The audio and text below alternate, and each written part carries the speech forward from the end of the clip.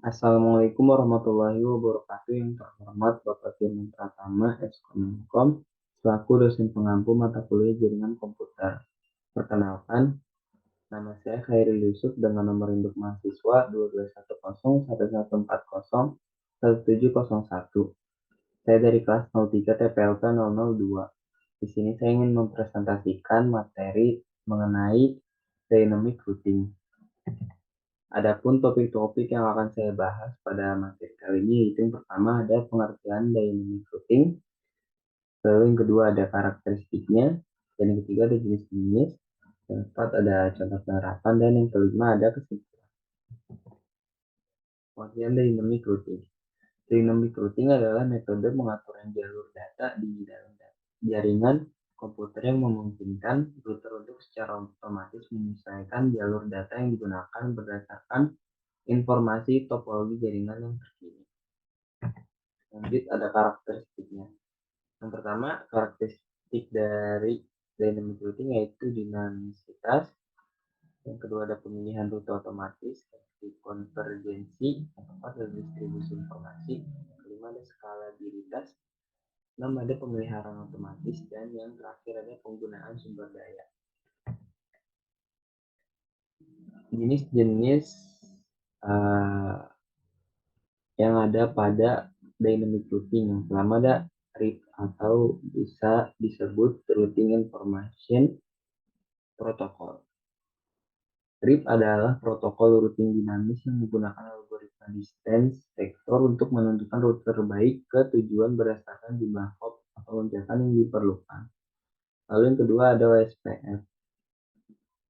Panjangannya adalah Open Shortest Path First.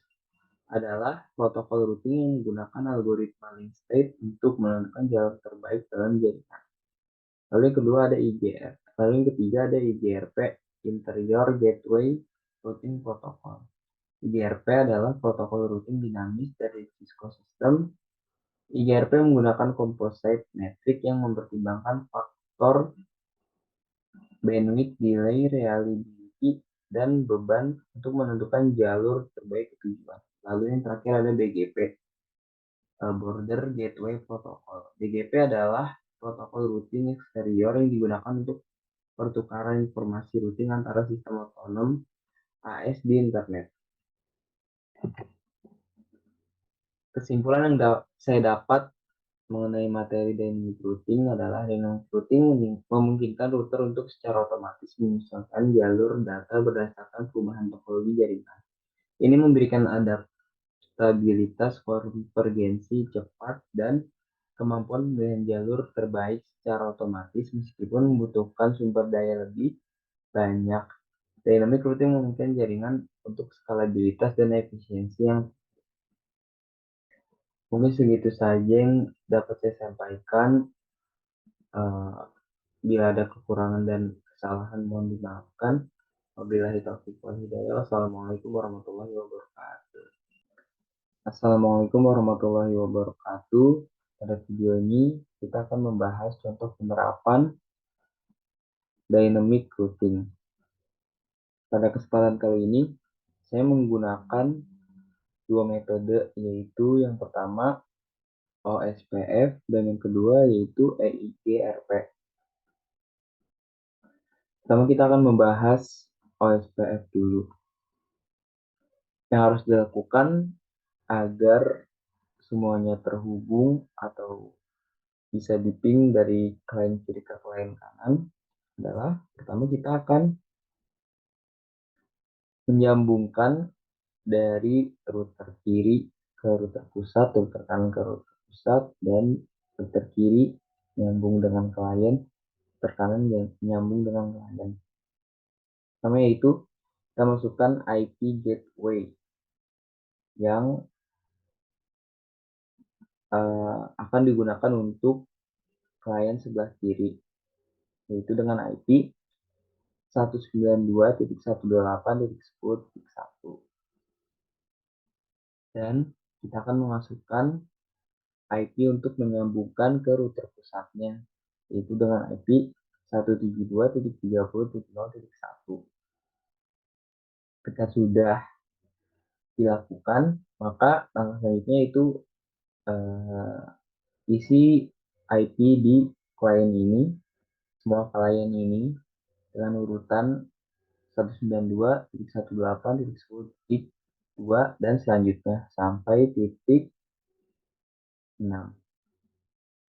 Lanjut kita ke router kanan. Sama seperti tadi, kita akan memasukkan IP untuk menjadi gateway klien kanan, yaitu 192.128.20.1 dan IP untuk menyambungkan ke router pusat yaitu 172.40.0.1.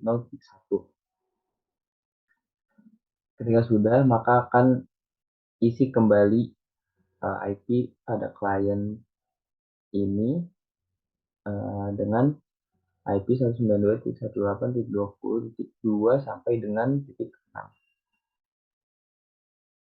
6. Ketika sudah dua router ini, kita akan mengarah ke router pusat dengan memasukkan IP yang ada yang berada pada kiri dan kanan router pusat. Itu yang pertama kita memasukkan IP 172.30.0.2 dan 172.40.0.2. Kita semua sudah mempunyai IP. Selanjutnya kita masuk ke OSPF-nya. Setting OSPF-nya kita awalnya dari router kiri, yaitu kita masuk dengan sintaks ini, yaitu router OSPF 1, lalu network, disertai dengan subnet terbalik, lalu area 1. Maksudnya gimana?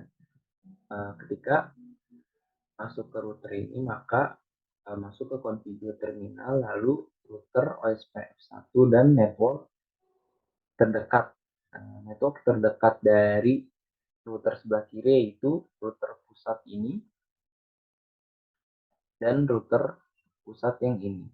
Maka akan masukkan pertama IP 192.168.10.0 dengan subnet mask yang terbalik. Ketika subnet mask aslinya yaitu 255.255.255.0, maka akan dibalik yang 255 itu menjadi 0 dan yang 0 menjadi 255. Jadi 0.0.0.255 dan jangan lupa untuk menambahkan area 1.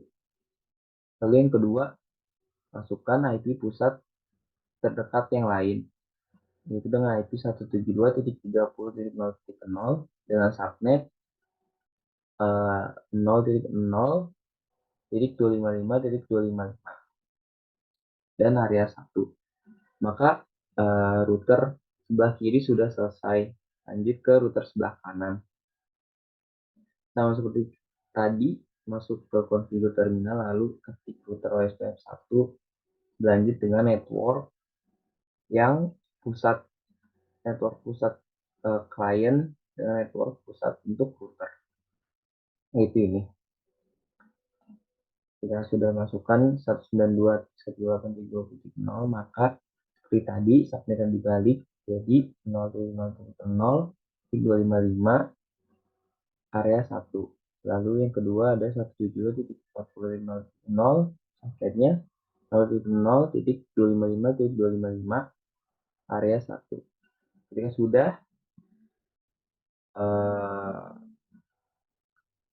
sudah selesai, maka kita lanjut ke router pusat. Yang pertama harus kita lakukan adalah masukkan IP terdekatnya juga, yaitu dua IP yang sebelah sini. Dua IP yang ini, dua IP pusatnya. Karena IP ini untuk menyambungkan saja. Yang ini untuk mengkonfigurasinya, IP untuk konfigurasi. Maka akan menjadi 172 seperti ini, router OSPF 1, terus network 172.30.0 dengan subnetnya 0.0.255.255 area 1. Lanjut 172.40.0.0 dengan subnet 0.0.255.255 area 1. Ketika sudah semua dimasukkan, maka kita akan tes apakah dari PC atau dari klien ini bisa menyambung dengan router yang pusat atau router sebelah kiri, dan apakah klien bisa menyambung dengan klien sebelah kanan. Kita akan tes. Lalu kita akan tes ke pusat. Ke pusat sukses, lalu kita akan tes ke router yang di atasnya. Sukses, dan kita akan tes ke klien yang sebelah kanan. Masih progres, kita akan coba terus. Nah, sukses. Berarti bisa dikatakan berhasil pada metode OSPF ini. Lanjut kita ke metode yang kedua, yaitu EIGRP. Hampir sama dengan metode OSPF, hanya berbeda di networknya. Dia tidak memakai subnet, jadi networknya saja, dan ya subnetnya juga tidak dibalik karena tidak pakai subnet juga. Seperti tadi, kita akan menyambungkan dulu semua klien dengan routernya, yaitu tadi masukkan IP gateway-nya seperti 192.168.10.1 menjadi IP gateway, dan IP untuk menyambungkan ke pusat 172.30.0.1. Lanjut dengan memasukkan IP pada klien yang dimulai dari 10.2 sampai 10.6. Lanjut yang sebelah kiri juga memasukkan IP gateway-nya, yaitu 192.168.20.1, dan memasukkan IP untuk menyambung ke router pusat 172.40.0.1. Lanjut memasukkan IP untuk klien yang dimulai dari 20.2 sampai 20.6. Lalu menyambungkan router pusat dengan router yang ada pada sampingnya. Lalu kita masukkan 172.30.0.2 dan 172.40.0.2. Ini 0.2.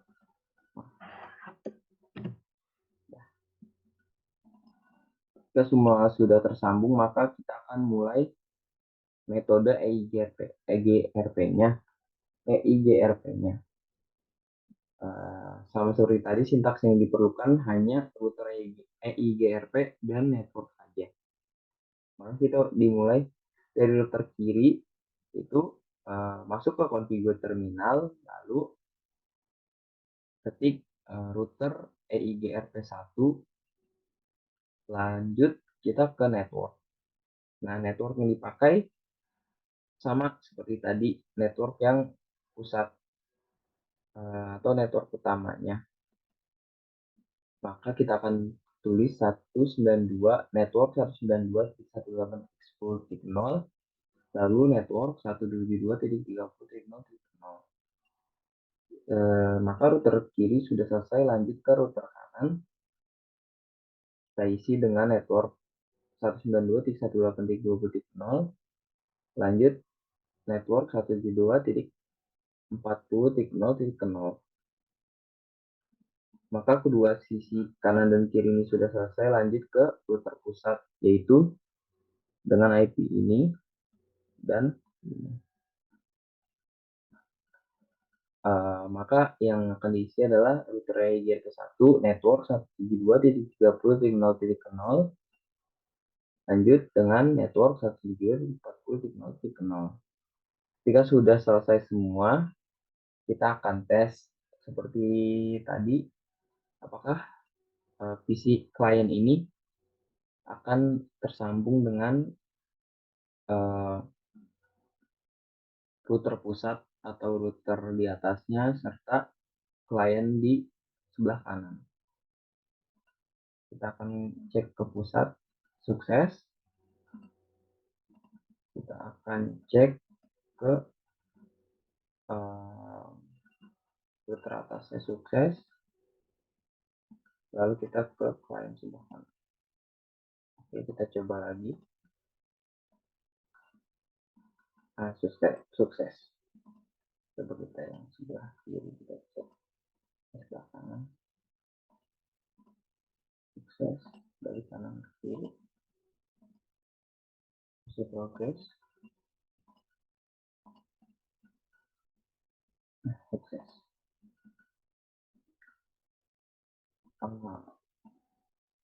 Mungkin segitu saja yang dapat saya sampaikan pada contoh penerapan dynamic routing ini. Kurang lebihnya mohon maaf. Wabillahi taufiq wal hidayah. Wassalamualaikum warahmatullahi wabarakatuh.